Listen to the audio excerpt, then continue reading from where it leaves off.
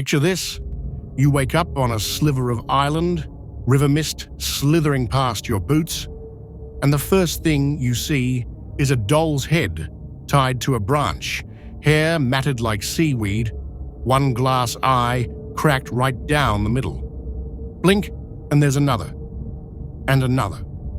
1,000 in all. No neighbors, no signal bars, no corner store, just you, the mosquitoes, and a plastic army local's swear starts whispering once the sun clocks out. That was Don Julian Santana Barrera's life for over 50 years. One man, one island, 1,000 dolls, and a story so knotted with ghosts and guilt that even the Mexican government won't set foot there after dark. Most people hit Xochimilco for floating gardens and booze-soaked party boats, but murmur Isla de las Muñecas to a trajinera captain and the mariachi trumpet wilts mid-note. He'll pole you down. A side canal where the lilies grow thick enough to choke the engine and the temperature drops like someone left the fridge door open. The island's tiny, less than an acre, mango trees, weeping willows, a cabin that used to be Pepto-Pink, and every spare inch crammed with dolls. Some sport fresh ribbons, most are sun-bleached to bone white. Tourists show up by the boatload, sure, but nobody lingers after dusk. The air smells of damp earth and boat diesel, yet guides swear that when the ghost girl drifts close, you'll catch the rot of gardenias on the wind. Back in the 50s, Julian was a tomato farmer who packed a single suitcase, kissed his wife and kids goodbye, and moved to an uninhabited Chinampa. Neighbors figured he'd lost his land or his marbles. He claimed he'd heard a calling. He fished, coaxed marigolds from the mulch and apologized aloud whenever he baited a hook. Then he said he pulled a drowned girl from the canal. Relatives swear that part's fiction. Julian insisted it happened. Either way, something snapped. He quit Mass, chopped his hair with a machete, and started conversing with the water. Weeks later, his net snagged a sodden doll, cheap celluloid, dress shredded, one eye staring. Most folks would have chucked it.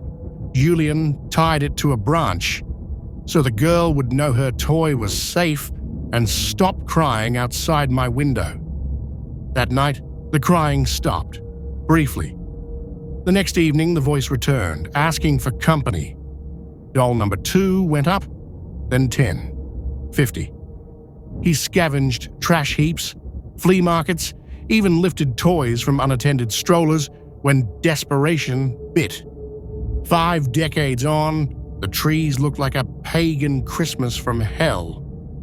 Every morning, Julian rode to the city, hunted broken toys, haggled for limbs, rode home before sunset, and nailed each find to whatever surface still showed wood. He named every doll Little Maria, Cyclops, Striped Shirt Boy, because names trap spirits, he believed. By the 80s, he'd stopped farming. Dolls were the only crop he cared about. He slept in a hammock, under a canopy of hollow heads. When wind rattled them together, he grinned and said, "They're gossiping." Locals branded him Brujo, Witchman. Kids dared each other to step on the island. Most chickened out at the dock. Cameras drain batteries, doll heads pivot when no one's looking. Fresh tears streak porcelain cheeks. Skeptics blame humidity and TikTok pranksters. True believers point to night vision clips where an arm lifts at 3:07 a.m. Julian never needed proof, he needed peace. Each new doll bought him one quiet night. Peace kept hiking its price. While Julian played caretaker to 1,000 ghosts, his real family wilted on the mainland. His daughter Anna recalls a birthday when he arrived with a sack of doll legs instead of cake. She was 8.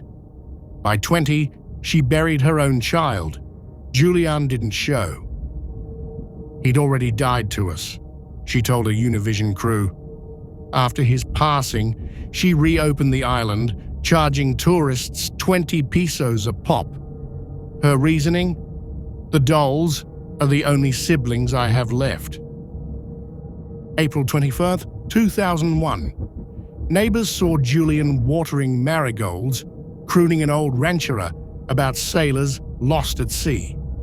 Next morning, his nephew found him face down in the same bend where the girl supposedly drowned, a doll clenched in each hand. Heart attack, then drowning, 86 years old. Within hours, locals swear, every doll on the island turned its back to the cabin. Word spread, cameras arrived, and the Shinampa rocketed from local oddity to macabre celebrity.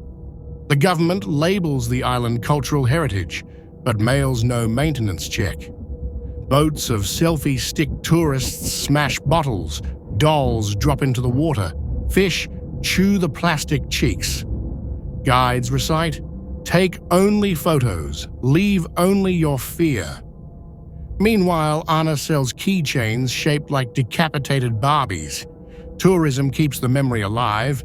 Critics say it tramples tragedy. Both are right, which is why the place feels like carnival colliding with funeral. Psychiatrists see trauma-driven compulsion laced with guilt hallucinations. Folklorists see classic Mexican reciprocity. Appease the spirit, stay protected. The island rests on Aztec ground, where children were once offered to water gods. Some anthropologists figure Julian updated the ritual. Dolls instead of hearts. Reality's probably braided. Grief plus culture plus isolation equals a shrine of sorrow. Whether the dolls house souls is unprovable, that they house a very human ache is undeniable. Hire a licensed trajinera. Unofficial guides will strand you in floating trash mazes where GPS gives up. Bring pesos, water, and the understanding it's a 90-minute row each way. Touch nothing. Some dolls still host Black Widow tenants. Night tours are illegal yet available for triple fare. Guides chant the girl's name and kill the lantern so you can hear the splash. Most tourists laugh too loud, a few lose their lunch. Nobody leaves unchanged. Peel off the creep factor and the lesson's plain. Guilt festers when no one listens. Julian couldn't face his family after the drowning, real or imagined, so he built a monument that screams, "I remember." Each doll is a postcard to yesterday. I'm still sorry. Creepy? Absolutely, but also nakedly human. We all hang our own dolls, Instagram posts, 2 a.m. texts to exes, proof we're haunted by moments we can't fix. If this story crawled under your skin, hit subscribe and sound off below. Do the dolls move, or does our imagination do the heavy lifting? And share this with that friend who already owns way too many porcelain clowns. Let's keep the nightmares rolling. Don Julian Santana Barrera lived alone with 1,000 dolls because loneliness felt safer than forgetting. Whether they're cursed is debatable. That they're soaked in sorrow is not. Next time you drop a toy in the donation bin, picture it drifting toward a man who spent his life trying to glue broken souls to broken plastic. Whisper, rest now, because sometimes the spookiest places aren't haunted by ghosts. They're haunted by love that didn't know where else to go.